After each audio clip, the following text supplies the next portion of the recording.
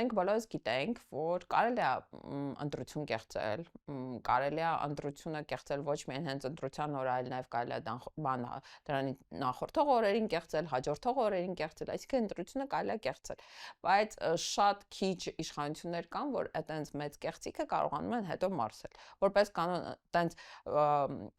երկրի ժողովրդի կամքին չհամապատասխանող ընտրության արդյունքները 1-2 տարի հետո ինչ որ այլ դիմադրության շարժումներով, ինչ որ այլ, չգիտեմ, փողոցային պայքարով իրանց վախճանն են ունենում։ Մենք 17 թվին այդ օրինակը ունեցել ենք անգամ, հա,